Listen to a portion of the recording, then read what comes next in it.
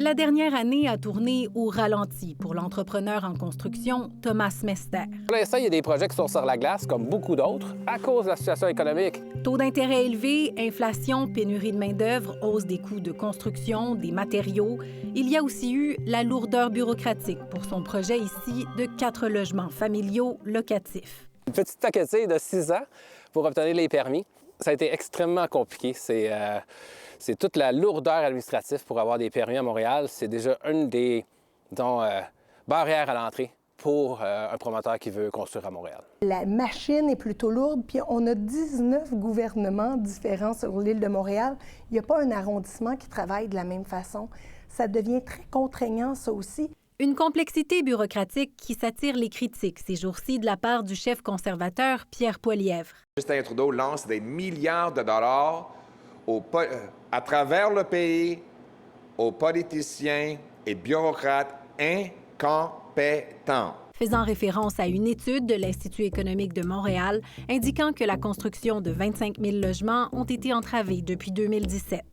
Autre particularité propre à Montréal, son règlement pour une métropole mixte. Mais le 2020 n'aide pas du tout. Et là, on envisage de savoir est-ce qu'on reste à Montréal ou on essaie de regarder peut-être à l'extérieur qui n'aura pas toutes ces obligations-là. Ce qu'on appelle communément le 20-20-20, c'est un règlement pour forcer les promoteurs résidentiels à inclure dans leurs projets 20 de logements sociaux, 20 de logements abordables, 20 de logements familiaux de 3 chambres et plus. C'est un règlement que la Ville a mis en place pour exiger aux promoteurs de faire un effort supplémentaire pour permettre à ce qu'il y ait toutes sortes de logements qui puissent sortir de terre dans des délais les plus rapprochés possibles. Mais depuis son entrée en vigueur en 2021, un seul projet de logement social est en chantier en vertu de ce règlement. Dans la majorité des cas, les promoteurs finissent par simplement payer une contribution financière à la Ville. Alors que les mises en chantier ont reculé de 26 % sur l'île de Montréal en 2023, la Ville révise actuellement son règlement et prévoit augmenter les frais exigés aux promoteurs. Mettre des bâtons dans les roues des promoteurs est impensable en pleine crise de logement. Ce règlement-là, moi, j'aurais aimé ça pas le faire. Mais regardez la situation dans laquelle on est, parce que quand on laisse le marché faire, il ne s'en crée pas de logement abordable et social, Madame la Présidente. Une intention qui suscite une levée de boucliers chez les promoteurs aussi, explique Isabelle Melançon. Bien, pour nous, c'est un échec. Actuellement, la conjoncture ne permet pas qu'on puisse en ajouter une couche. Ce qu'on s'attend de la Ville de Montréal, il devrait nous aider à sortir du logement de terre plus rapidement, pas avec des frais supplémentaires. On nous demande de faire de l'abordabilité. Et le règlement montréalais contribue à la hausse des prix, selon le professeur Mario Polaise. Il y a plusieurs éléments. On peut dire complexité et coût. Le promoteur n'est pas bête. C'est pour que son investissement soit rentable, il va nécessairement donc passer le coût au prochain locataire. C'est pas vrai que, que la facture est directement refilée au client. Mais Montréal persiste et signe. Le bilan du règlement pour une métropole mixte, on en est vraiment fiers.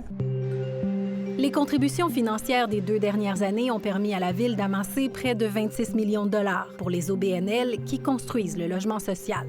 Presque autant d'argent qu'en 15 ans de la stratégie précédente. Le règlement vise surtout à assurer une mixité à long terme, que condos luxueux côtoient logements abordables. Le règlement pour une métropole mixte, ce que ça vise, c'est planifier puis s'assurer de l'abordabilité. En chemin, oui, ça va en créer. Puis oui, on va récolter de l'argent qu'on va réinvestir tout de suite. Un peu comme Vienne l'a fait il y a 100 ans. Mais c'est sûr qu'on part de loin. Il y a 6,6 % actuellement du parc de logement qui est social, là, qui est sorti du marché spéculatif. Ce genre de règlement, aussi appelé zonage inclusif, existe effectivement ailleurs, notamment dans certaines villes comme Toronto, Boston et Vienne. Mais là aussi, les résultats sont mitigés, estime le professeur. Il y a vraiment peu d'évidence, peu de données qui nous disent que ça a un impact sensible sur l'abordabilité globale du marché du logement. Et je peux vous dire que pour Interloge, ça a suscité beaucoup d'opportunités. Interloge est spécialisé dans le logement social et abordable. Pour eux, le règlement aura permis des partenariats avec le privé qui devraient voir le jour dans les prochains mois, prochaines années. On a eu plusieurs années aucun règlement 20-20-20. On avait la stratégie d'inclusion, on avait des très faibles taux d'intérêt. Les mises en chantier ont été de 60-65 000 par année à un moment donné. Est-ce qu'on a vu plus de logements abordables sortir de terre? Non. Pour nous, c'est hyper essentiel que ce règlement reste en place parce qu'on le sait que dans plusieurs, par exemple, quartiers de Montréal, notamment le centre-ville, il y a eu très peu de logements sociaux qui ont été développés, très peu de logements sociaux même qui ont fait partie des ententes. La difficulté de construire du logement social et abordable depuis quelques années est surtout attribuable au manque de financement. C'est véritablement le sous-financement qui fait perdurer finalement la difficulté de sortir de terre des projets. Autant du fédéral que du provincial, dans ce cas-ci, ont des responsabilités. Des responsabilités partagées, des visions opposées.